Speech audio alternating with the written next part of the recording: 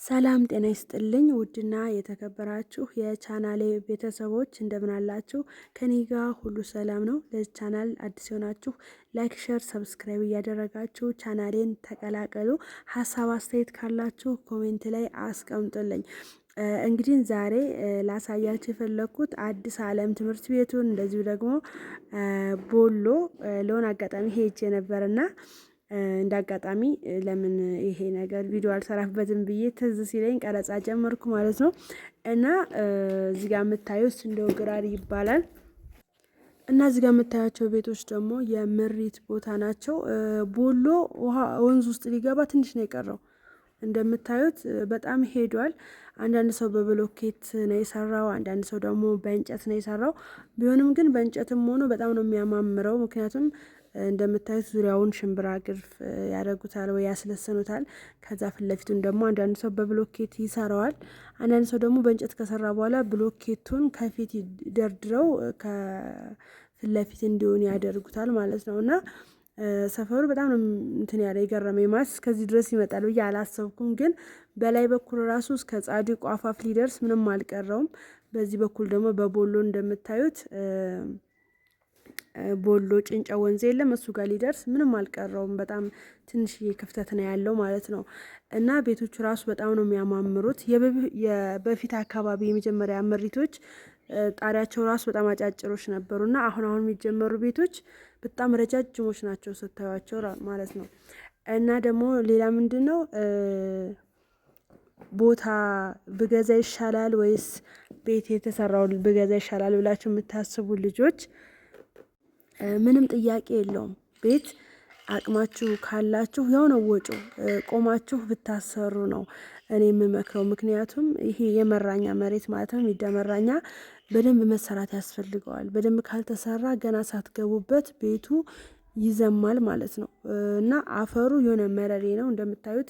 እንደዚሁም ራሱ ስንጥቅጥቅ ያለ ነው መሬቱ በራሱ። እና ልክ እንደ ፎቅ ቤት እንደሚሰራው ነው ውሃ ልኩ መውጣት ያለበት። ከስር ጀምራችሁ በጣም መቆፈር አለበት። ለጭቃ ቤት አንዳንድ ሰዎች ለጭቃ ቤት ራሱ እንትን የሚያነጥፉ ሰዎች አሉ። ይሄ ምንድነው ብረት ማለት ነው፣ ይሄ ፌሮ። ምክንያቱም እንዳልኳችሁ ቤቱ ይሸሻል። ለምን እንደሆነ ባላቅም የብዙ ሰዎች ቤት ማለት ነው ገና ሳይገቡበት ትራክ አድርጓል። ተለስልሶ ራሱ ተገርፎ ራሱ ትራክ ያደርጋል። ውሃ ልኩ ራሱ ስንጥቅጥቅ ብሎ ፍንክትክት ነው የሚለውና በጣም ከተሰራ ግን እንዳልኳችሁ ምንም አይሆንም ማለት ነው። ግን የአብዛኞቹ ቤቶች ገና ሳይገቡበት ትራክ ያደረገ ነውና እኔ የምመክራችሁ ያለቀ ቤት ከምትገዙ ቦታውን ገዝታችሁ እንደዚህ ጥሩ ቤተሰብ ካላችሁ ራሳቸው ቆመው ከሰራተኛ ጋር አብረው እየሰሩ በደንብ ቢያሰሩላችሁ አሪፍ ነው ብዬ ነው የማስበው እንጂ እዚህ ጋር ለመሸጥ ሲሆን ማለት ነው በጣም አሳምረው ነው የሚሸጡት። በጣም የማሳመር ችግር የለባቸውም። በቀለም በጅብሰም ምናምን ፏ አድርገው ይሸጡላችሁና መሰረቱ ግን በደንብ ካልተሰራ እናንተ 1 አመት ምናምን እንደኖራችሁበት በሩ አልዘጋ ይላል።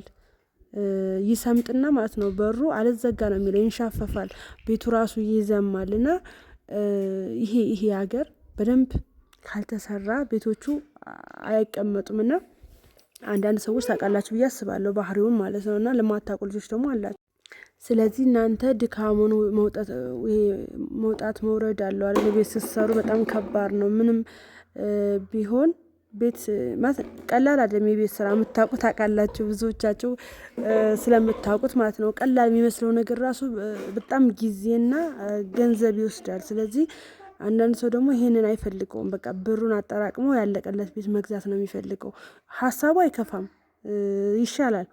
ምንም ቤተሰብም ከምታስለፉ እናንተም ከምትለፉ ያለቀለት ቤት ብትገዙ ይመረጣል። የሚመረጠው ምንድነው ጉልበትንና ጊዜን ከመቆጠብ አንጻር ነው። ነገር ግን እንዳልኳችሁ በጣም በፊሽኒንግ አሳምረው ይሸጡላችሁና እናንተ ሳገቡበት ግን ቤቱ በተለይ ለመሸጥ ሲሆን ማለት ነው በቃ ይድረስ ነው የሚሰራው። በቃ ዋና ቤቱ ይቆማል። ከዛ ፏፏፏ አድርገው ብሩን እናንተ ላይ ቆልለው ይሸጡላችኋል ማለት ነው። እና ከገዛችሁ አይቀር ደግሞ የግድ መግዛት ነው ፈልገው ያላችሁ ቆሞ የሚሰራ ቤተሰብ የለኝም ያላችሁ ደግሞ ካላችሁ ምን አይነት ቤት ነው መግዛት ያለባችሁ? ሰዎቹ ለራሳቸው ብለው ሰርተውት ነገር ግን ወይ አገር ቀይረው ሲሄዱ ወይንም ደግሞ የሆነ ችግር አንዳንድ ችግር ሲገጥማችሁ ቤታችሁን ትሸጣላችሁ አይደለ? እንደዛ አይነት ሰው ነው መግዛት ያለባችሁ። ገብታችኋል አይደለ? ለራሳቸው ብለው የሰሩት ከሆነ በደንብ ነው የሚሰሩት እንጂ ይሄ ለመሸጥ ብለው የሚሰሩ ሰዎች አሉ። እሱን የምገዙ ከሆነ በጣም ከሳሪ ናችሁ ማለት ነው። ቤታችሁ ሳሎኑ ሳይቀር ትራክ ያደርጋል ምናምን ማለት ነው። እና በደንብ ከተሰራ ግን ምንም አይሆንም። ምክንያቱም ረጅም ዓመት ሰርተውም የቆየላቸው ስላሉ። ግን ይሄ ቶሎ ቶሎ የተሰራ ነገር አይበረክትም። እና እንደዚህ አይነት ለመግዛት ያሰባችሁ ልጆች ይቅርባችሁ ነው የምላቸው።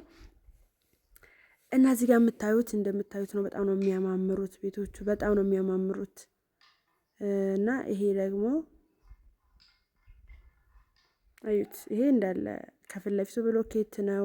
ከኋላ ደግሞ በእንጨት ይሆንና በግርፍ ይሆናል ማለት ነው። እና በጣም ነው የሚያማምሩት እንደምታዩት። ይሄ በፊት በጣም ዝም ብሎ ቦታ ነበረ። ይሄ ወደ ፍሻ ላይ መውረጃ አካባቢ ስትጠጉ ነው እና እንዳለ ቤት ተሰርቶበታል። ራሱ ግርም ምን ያለኝ ይሄ ሰፈር ይለማል እንደዚህ ብዬ አስቤው አላውቅም። ታችን ወደ ቦሎ ስትሄዱ ያለው መንገድ ማለት ነው። በጃማ በር አድርጋችሁ ስትሄዱ ያለው መንገድ ነው። እንደምታዩት የቤቶቹ እንዴት እንደሚያማምሩ እና መራኛን ያልኳችሁ ሁሉም ቦታ እንደዛ አይደለም። አንዳንድ ቦታ ይሄ ጭንጫ የሆነበት ቦታ አሪፍ ነው። እና ይሄ መረሬ ላይ ምናምን የደረሳችሁ ናችሁ ትንሽ ትራክ እያደረገ የሚያሳይ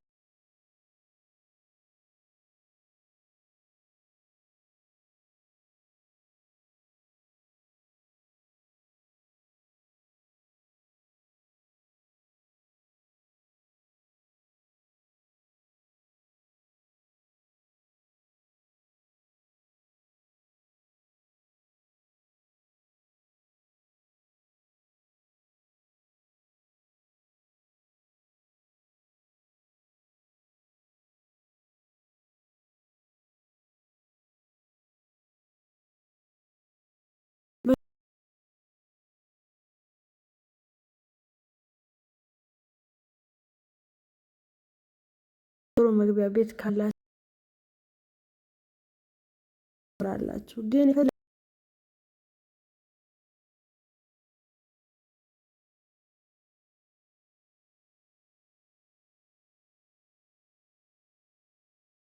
እሱ ገና መምጣታችሁ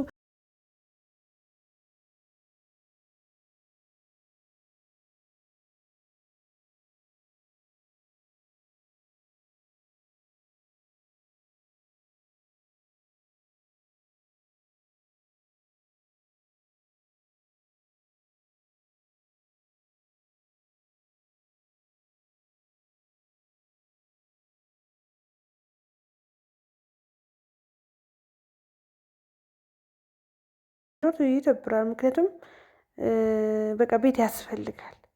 ምክንያቱም